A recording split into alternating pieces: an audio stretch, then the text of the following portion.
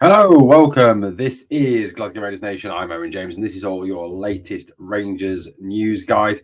Look, we've got a bit to talk about in today's video. We've got to talk about Mohamed Diamande and his form for the Ivory Coast. We've got a bit more on John Souttar, and we've got a little bit of more from fallout over the pyro comments from John Gilligan, the chairman. That was obviously, building on what he said yesterday. Obviously, if you haven't seen that, haven't heard, I'll give you a bit of an analysis and a review and a breakdown of that in my video that I released yesterday. That's what the video looks like. Give it a watch if you haven't seen it yet. We're going to get to what Niels Copland's had to say about John Souttar very shortly, and why I think that John Souttar could be an outside candidate to be captain of Rangers once we finally realise that James Tavernier needs dropped ASAP. Right, so let's start with the pyro thing. Now, John Gilligan came out and said that pyros need to stop, there needs to be no more at grounds, and automatically there has been a bit of a meltdown from some supporters branding him a killjoy, some supporters saying he doesn't know what he's talking about, some supporters saying if fireworks is all he's got to worry about, then we're in trouble, etc., etc. I think, look, I'm not going to say the board are totally with it. I'm not going to say that he is totally with it. But what I'm going to say is he is totally right on this. He is totally spot on. Pyros are a menace because of the fact that UEFA will take action against your club. That is simple. That is an indisputable fact. Right now, you can want to take pyros into the ground all you want. You can say it's part of fan culture, but it is not allowed, okay? Because it is dangerous. It is considered dangerous. Now, unfortunately, we live in a society where we have to go as slow as the slowest person, okay? Now, because of that, there are restrictions on what we can and what we can't do. Okay, so you can't go over 70 miles an hour on a UK motorway. You may be the best driver in the world who can handle a car at any speed, have a fantastic car that can do 150 miles an hour, but you can't drive it at that speed. Why? Because it is dangerous to do so, okay? And you could lose control, or someone else could be driving irresponsibly. It could cause a crash, you could die, they could die, etc., etc. Right? So because pyros are a risk in terms of smoke inhalation, in terms of fire, in terms of, scare, in terms of the effect they can have on some people, that is why UEFA will not allow them in grounds. Now, like I said, there is a number of supporters out there who I've read this afternoon, this evening on social media, and I know social media is not the best place in the world, but there we go, criticizing John Gilligan for saying no more pyros, okay, and that, he's spoiling it. Well, let me just share this with you. This was from the Scottish Sun Sport earlier, and also I've checked it on the UEFA website as well. Breaking: Celtic handed shock away fan ban over Dortmund fireworks as UEFA get tough on hoops. Now, we may all laugh at this because it's Celtic. We may all think this is really funny because it's Celtic. But there is a message for us in this, and this is the message. Celtic have had a ban. It's suspended for 2 years, but should they use fireworks again in that 2 years at an away ground or at home, they will be banned. Okay, there will be a ban on Celtic fans attending a Champions League or Europa League or whatever European game. So listen carefully. For those of you who think that John Gilligan is being a spoilsport or a killjoy or whatever you want to call him for saying no to pyros, do you want to be banned from a game because of the fact that you want to take fireworks into a football ground? I'm sorry, but in my opinion, this is just my opinion, if you want to take fireworks or you want to take whatever, pyrotechnics, into a football ground, light them, use them in a football ground, you are a complete and utter moron. You are an absolute brain-dead moron. You genuinely are a moron, and you need to try and use that limited whatever capacity is up here to actually think of the safety of others and to stop being so selfish and to think about your club and to consider what you are doing to your club. Consider you will cost them money. Consider you will cost them money in terms of ticket sales. You will cost them in terms of fan support. You will cost the team on the pitch, and you are thinking only of yourself. Like I said, if you want to take pyrotechnics or fireworks into a football ground, you are an absolute, complete and utter moron. End of story. You're a moron. If you don't like that, fuck off. Right, okay. Right, let's talk a little bit about this man here, John Souttar. Obviously, John Souttar is coming off the back of an outstanding performance against Portugal, in which he had the second greatest player in the world at this moment in time, Ronaldo, in his back pocket. Absolutely owned Ronnie, did John. Brilliant performance. Now, we obviously hope that John will kick on. I'll see that for the rest of the season. As I said on the podcast yesterday, I think John Souttar is a very good player. I think he gets a lot of unfair criticism from the supporters. I think he gets a lot of blame for things that are not his fault. I think, his defensive job is a very tough one because he plays right side centre back. He has to cover for Tav all the time.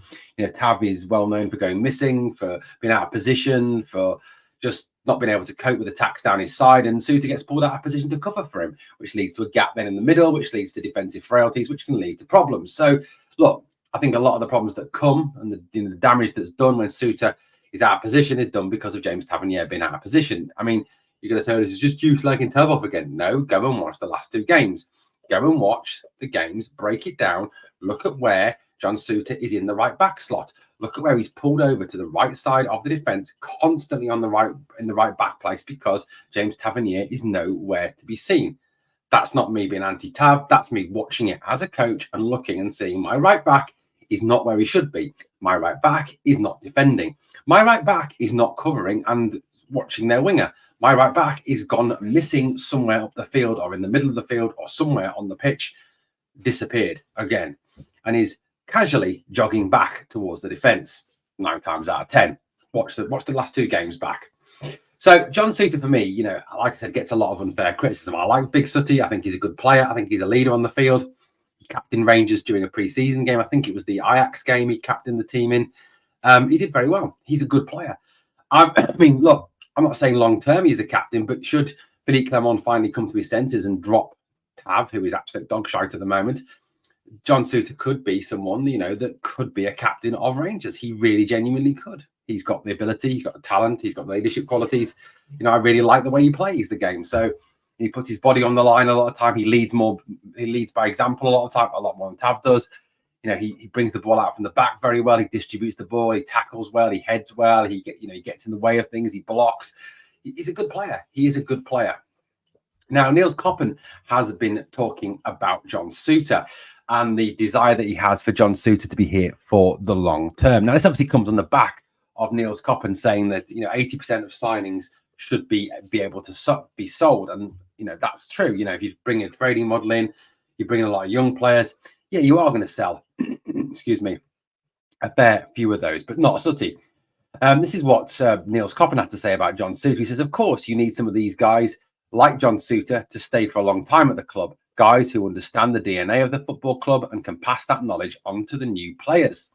Now, this comes off the back, obviously, of that comment about, selling on a lot of the young players and moving the young players on. But, it seems that someone like John Souttar, who's under contract until 2026, is, a player that Koppen certainly sees has been here for the long term. Now, there has been some talk about extending his deal, about giving Souttar a new deal, which I think would be a good move. I mean, Souttar, for me, is a player who I think you could tie down and could actually finish his career at Rangers. He is that sort of talent. Now, long term, is he always going to be a star? No, not really, because, when you reach a certain age, 30, 32, yeah, you do start to slow down a little bit. Yeah, you do lose a step, and you do lose something. So, that's when I could see, Rangers bringing in a replacement. But for me, John Souttar, like I said, I think gets a lot of unfair criticism. I like John Souttar. I think he's a good footballer. I think he's a good defender. I think he reads the game well. I think he leads the back four very well. I think, if anything, the weak link is next to him in Robin Propper. Robin Propper, for me, is a much worse central defender than John Souttar. John Souttar, I think, like I said, I think could be a stalwart of this Rangers defence for a long time to come. And it seems that Niels Koppen is very much on the same wavelength when it comes to John.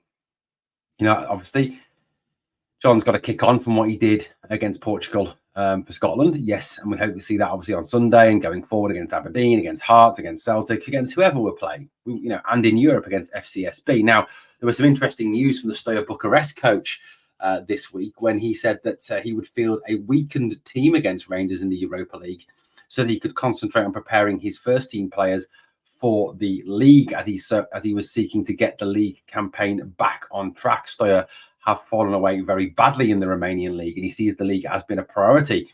So it looks like that Stoier could bring a weakened team to Ibrox, which is obviously positive news for Rangers, who will look to get back to winning ways in the Europa League. That is certainly good news. Good lad, Gigi, I think his name is. Right, let's move it along. Let's talk a bit of Mohamed Diomande.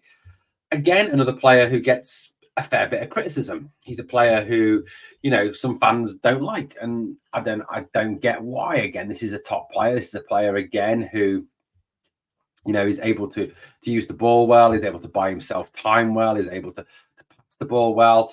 You know, yes, he has the odd dodgy game, but, you know, look, at the end of the day, this is a young lad who is, again, coming through the system. Again, is a young lad who still has room to develop. And I think, look, you've got to kind of cut him a bit of slack from that aspect. So, you know, I think the team on the whole looks better when Dio is in, when Dio is in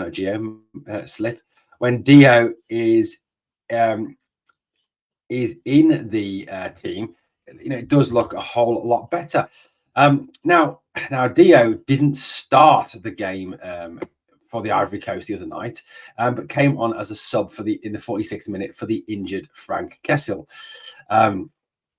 But apparently was absolutely outstanding in that game. He played in a more defensive role. He broke up attacks very well. He distributed the ball very well. It certainly seems that Dio, you know, looked quality. And, you know, the fact that he's come off the back of a very good international performance, you know, can only stand him in good stead going into this game at the weekend. Obviously, he's back. He's fit. He's raring to go. They lost, I think, to Sierra Leone 1-0. That was it, the game. That was the other night. And like I said, he came on as a sub.